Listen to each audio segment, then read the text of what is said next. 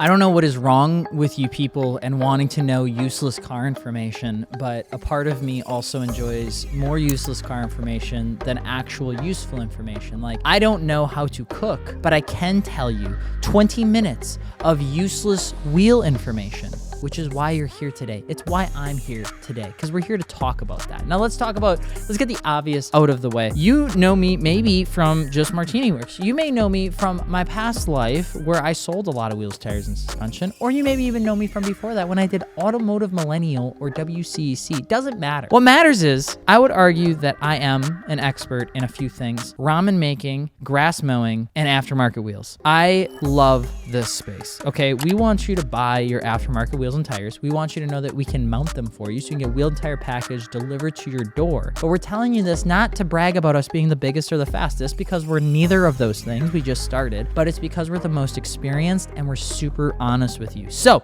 if you're on the fence about getting a set of aftermarket wheels and tires and you want to work with somebody that can help you figure it out, reach out to us over at martiniworks.com. We have a bunch of new brands getting added all the time, and we have some really cool, exciting new filters that are coming that are going to make it more transparent to know why you would buy your stuff from Martini Works. So with that out of the way, let's talk about the biggest myth I think I've heard over the past few years, and that is rotary forging. For those that don't know, there's a few different ways that you can make an aftermarket wheel. You can do what's called gravity cast, which is you pour a bunch of metal into a mold and then you trim it using some like cleaner uppers after the fact. And what you get is a wheel that's typically heavy. The grain structure is kind of all over the place, and they're typically made in China. Over time, they've gotten a little better. Then they came what was called low pressure cast. Now, low pressure cast is essentially, instead of just pouring the metal into a mold and praying it takes the shape of a wheel, they essentially add a top mold to it too, and it applies a little bit of pressure to the creation of the entire design of the wheel. What you get with that is a little bit more purpose to the design. It gets a little bit more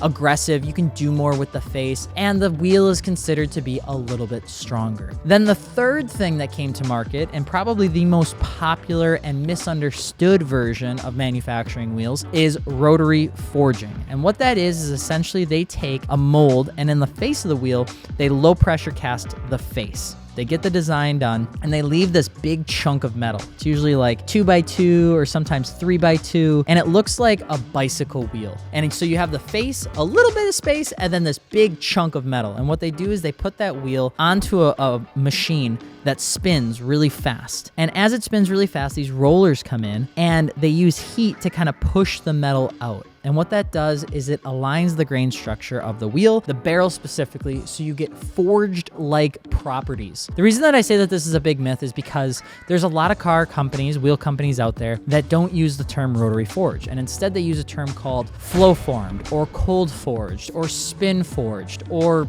some other random name. And a lot of times it's all the same thing. The reason that they use different terms, though, is because the actual term rotary forged is trademarked. At some point in the 2000s, TSW actually managed to trademark the term rotary forged. And way back when this first started happening, TSW actually would go after wheel companies that used the term in their marketing and their wheels, and essentially told them they owned the right to the word and they couldn't use it. And so it scared almost everybody in the industry from ever using the term rotary forged. And that's why you see so many other companies using flow form or free form or ice formed or cold spun or flow forged. It's literally all the same thing. But that goes into a whole nother myth, which is the concept of chrome. Chrome has become more popular as an aftermarket wheel finish in the last couple of years than ever before. I think that has a lot to do with the popularity of drifting and the fact that the drifting culture has become almost like the skateboarding culture, where it's like in the early 2000s, you wanted to be a part of it so much that you dressed like it, you talked as if you were in it. It was kind of like the early Zoomies culture, I guess. And drifting, I think, is a lot like that right now. And one of the big things that a lot of the drift community does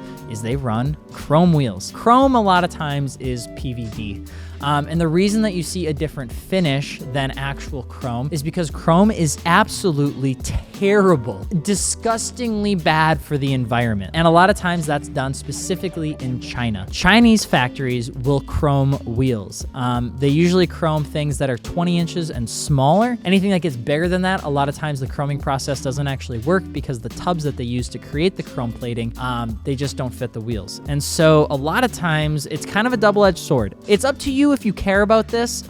In my opinion, personally, I think there's a lot better ways to make a chrome finish that's not actual chrome, because it is like actually really bad for the environment. It's bad for the air. It's bad for the factory workers. It's bad for the factory itself. And so that's why a lot of people, they'll make a PVD finish that looks like chrome. They'll call it chrome. It's not actually chrome. It's a chrome plating fake thing. But now you know. Next thing that I love about useless information that you'll probably never care about is that wheels work in molds for offset ranges, which is why some wheels feature a ton of concavity and other wheels sometimes don't and shouldn't. If you've been following Martini Works for a while, you'll notice we've talked about a certain brand a little bit more, and it's because it's a brand that we actually think is pretty cool. That brand is called Stage Wheels. Now, Stage Wheels, they do some weird sizes. They don't have like the most popular stuff just yet, but they do have a lot of really cool sizes, specifically for the European market, for the drift community, for the GS, for the S chassis, for the Nissan chassis, and a lot of like the 350Z stuff, E36, E46. One of the things that I think is really interesting is that they run almost always a single mold for all of their wheels, meaning that if you get an 18x9 plus 30 or an 18x10 plus 12, you'll notice the actual face of the wheel is no different. It's very flat, maybe a little bit of concavity, and then they use the back pad to essentially shave to the offset needed. And because it's a flow form wheel, they can flow form out the barrel 10 inches or 9 inches. So you get a lot of flexibility, but you only need one mold. Some companies decide to go all in on a wheel design,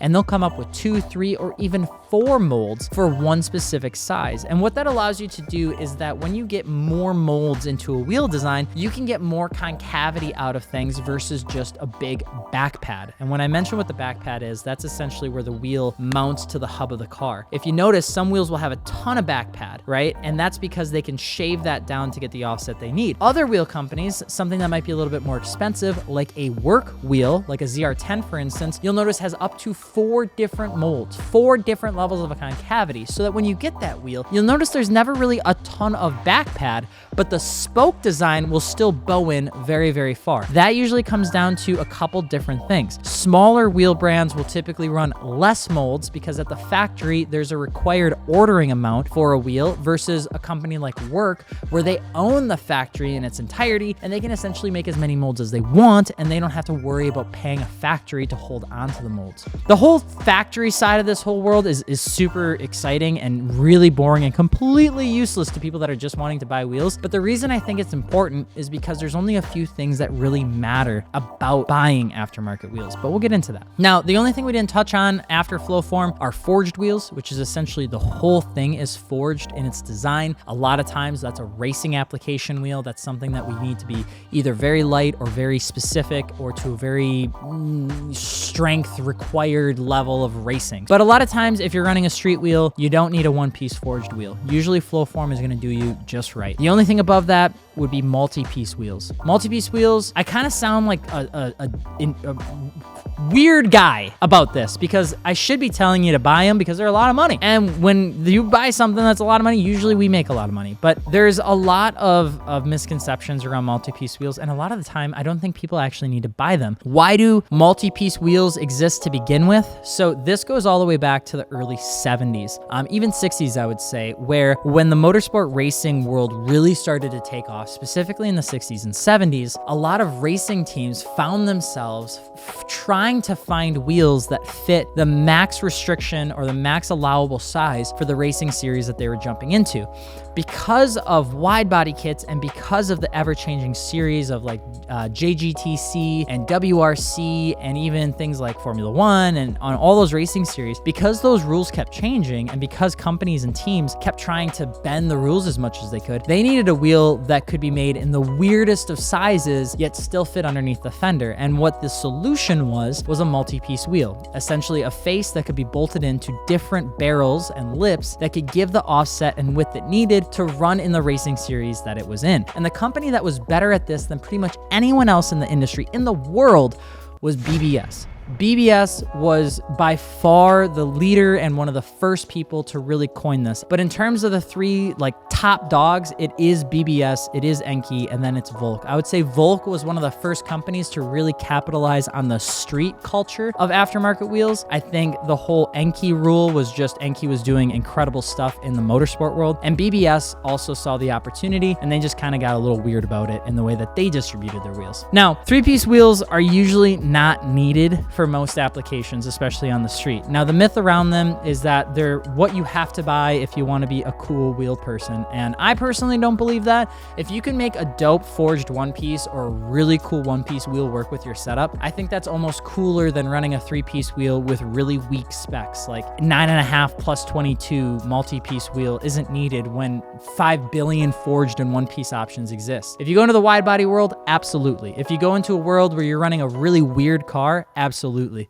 But the purpose of three-piece wheels is that other wheels don't accommodate what you need. Now, anybody that's worked in aftermarket wheels, if you know anybody that's like a friend or family member, you can ask them this and they will probably agree with me. Anyone who's worked in this industry of aftermarket wheels that's over the age of 40 started at either MHT Alloy or American Racing. Every single person that's been in this industry that like owns a company now or is a general manager or is some higher up person in aftermarket wheels started at American Racing. Like they take it as a joke, but it's so true. Almost everyone started at American Racing, then it went into MHT Alloy, then it went into Wheel Pros, and these are all huge companies that make and sell aftermarket wheels. But like anybody that's anybody in this industry started at that company. So it's actually kind of interesting. Why do people say rims versus wheels? Super common thing. A lot of it's just colloquially. Like people in different areas of the country just call them rims because that's just what they call them. It is an industry term. It is wheels. Wheels are what we reference for the entirety of the item. A rim is an element of a multi-piece wheel or to potentially talk about a feature on the wheel. It's kind of a weird thing to argue about. We've argued about it since the dawn of time. I call it a wheel. I think it's a wheel. It should be called a wheel. It's not work rims. It's work wheels. It's just what you would want to do and what you want to say if you want to become a wheel connoisseur. Now, with that being said, we should talk about rep wheels. Rep wheels is like an insane conversation with things, and the amount of money that you can make on a rep wheel is insane, and some actually, I would argue, aren't that bad. So we've seen factories in China, we've gone to factories in China, and we've seen $800 reps in the very same factory with the very same techniques of a wheel that's getting sold for $2,200. And the only difference between the two is branding. The only difference between the two is how they market themselves. And lots of brands will actually start out by selling reps. It's what gets them capital because there's so much money in making a rep wheel because it's super easy. You can go to a factory, you put in a 600, wheel MOQ order, like half a container, and you're, $70,000, $80,000 into something, and then you sell them for $1,000 a piece. It costs you maybe $300-$400 in cost to get them to the front door. And if it's a good deal and the pricing makes sense, they'll sell. Eventually what happens though is these companies try usually to transition into making what we would call like inspired by designs or real designs. And the most common like story of that would be ESR and Rotiform. ESR started off by making reps. The SR08, the SR06, the SR03, all of those wheels, they were all reps of some commonly known design. Nowadays you'll see them, they're making forged wheels, they're making multi-piece wheels, they're really trying to elevate their brand. Whether you like that or not, that's entirely up to you. We think it's dope because it's pushing the industry forward, and they've used that money from the beginning to push into originally designed wheels. Rotiform did the same exact thing when they started with Brian Henderson and the other individual that helped with the company. Now they're doing super rad stuff. They have their wheels on a racing car, the Ferrari 296, which is just wild. But for some reason, companies hate the rep wheel conversation, and that's why at Martini Works, we're talking about it, we're putting it as a filter, we're making it super transparent. We're the only brand to do this, and the reason that they hate it is because it scares them. If people don't buy a rep wheel that makes them 40% margin and they instead buy a wheel that makes them 15% margin, that's obviously a super scary conversation. In our belief, we think that if you know it, you'll make a more educated purchase, you'll feel more confident about it, and if you want to buy a rep, that's totally on you. We're not trying to choose for you, we're just trying to educate you on it, and a lot of people think that's really scary. Lots of OG wheels were made for racing first. The TE37 was actually for 1996 racing series. It was the Touring Evolution 3.7 kilograms. Came in a 15.6 configuration. That's super cool. The BBS LM actually came from the 1994 Le Mans racing series, which is super cool. You can actually look at some of the old pictures. I think that's super rad. The RPF-1 was actually built in 2002 and was used by McLaren in their racing series. You'll see it on some of their Formula cars, which I think is really interesting, and that's essentially never changed. It's wild to think that something like the LM is from 1994. It's 29 years old, and BBS has still not changed the design of that wheel. That's just how iconic some of these wheels are. Wheel weight, if you're ever arguing about it, remember you have to look at wheel weight and load rating. A lot of times people only look at wheel weight. They forget about load rating. Their wheel bends on their car because their car weighs 3,600 pounds and the wheel's rated for a Mazda Miata. A lot of times wheel weight's only one part of the formula. If you are wondering through this entire conversation, Alex, I feel like you're giving me all this information behind the scenes. What am I supposed to do with it? Honestly, nothing. Remember, this is useless wheel information. This is only for Friday night beer hangs in the garage. It's totally up to you if you want to remember this stuff. We just want you to get your wheels and tires from martiniworks.com so we can still keep doing rad shit and make content for you guys. The cost of wheels, though, is 100% dependent upon three things, if you're ever wondering: construction, milling time, and paint. Everything else is fake news. Factories are capable of doing pretty much anything as long as you order enough of them. So construction is just, is it gonna be rotary forged, low pressure cast, etc. Milling time is the actual time it takes to make those spokes actually look like spokes and not flared little pieces of dead hair. That takes a lot of time. And then finally, paint. Usually what will happen, milling time on a wheel is sub 40 minutes overseas. Anything above 40 minutes costs a premium, and a lot of times factories don't want to do that because it's all about milling time. The best way to buy wheels is to get them from somebody who's honest with you. That's always why we started with Martini Works. We want to be honest with you about wheel designs, what you should buy, what's realistic for a budget. But the thing to always remember is aftermarket wheels is totally subjective. It is 100% on you. There's a lot of people on the internet that have a big voice that don't know what the f they're talking about. And a lot of times those people are hiding on Facebook groups to talk the most shit about anybody that's just picking up a set of aftermarket wheels. And they're talking smack about one brand and they're praising another, not knowing that both of those wheels are made identically, but in the same exact factory overseas. You just want to do your own research and really try to figure out what works best for you. Last couple things, problem with the Chinese wheel manufacturing. China, such a weird thing to talk about. The only thing I'll say about that and the experience that we've had is the only problem with Chinese wheel manufacturing, and when you see a wheel box that says that it was made in China, it's just quality assurance. A lot of times, Chinese wheel manufacturing has a very wide range of quality issues because there's not somebody overseas actually checking the wheels. If there is, the factory that's making those wheels is huge. Wheel Pros, they have a lot of brands. They have a lot of wheels that are made in China. They have wheels that are made here in America too, but they actually have a presence in that factory overseas because if they don't, the quality goes to shit. It's actually like a running joke that if you get something made in China, the first batch will always be perfect, the second batch will be okay, and the third batch will be shit. That's just how it is. That's why a lot of times, if you're looking for a general sense of what might be better, Taiwanese wheels are generally better all around. The paint quality is a little bit better, the cost is a little bit more, but the QA is more consistent, the communication's a little bit better, and a lot of times when we look at brands and we figure out what we want to put on the website, we usually keep an eye on that. That's kind of what we talked about Sage wheels. They're made in Taiwan, they're not made in China. Quality's a little bit better. If you know Apex wheels, they really kind of pride themselves on the quality of wheels that they're making, and a lot of times that comes down to where the wheel factories are actually located. Finally, a company was once sued by BMW for rep wheels. That company was called Maz Autosport. That's a really funny story. A lot of times that same thing happened when Ford sued OE Wheel Distributors, who was owned by James Moore. Essentially, these companies, they make rep wheels. They actually make fake wheels, so they look like OEM wheels, sell them on eBay, and then they got caught with their pants down. They got slapped with the biggest fines ever before seen in the world, and they got shut down. So a lot of times, if you're wondering how these companies are making wheels that look like Ford Mustang wheels or M4 wheels, a lot of times they're not supposed to. It's usually a matter of time before they get sued into the goddamn ground. But the greatest news about all of this is that it's all useless. I have no idea if you'll remember any of this, and it's one of those things where I just love talking about this stuff, and I hope you guys learn a little bit about it, and maybe you care, maybe you don't. So let me know in the comments below if you have any questions. If you learned something along the way, let me know below too, because we're responding to as many comments as we possibly can. And if you're looking for aftermarket wheels, or you want to know something about aftermarket wheels, head on over to martiniworks.com, shoot us a message on our little chat bubble thing. You're gonna be talking to Carissa, you're gonna be talking to me, and ask. And if you're looking for wheels, go get them over on martiniworks.com. If we don't have them on the site, I promise you we can get them. We're gonna be super honest with you though, because we want you to build your car right. So with that being said, we love you guys. I'm Alex Martini. Hope you enjoyed the video, and we will see you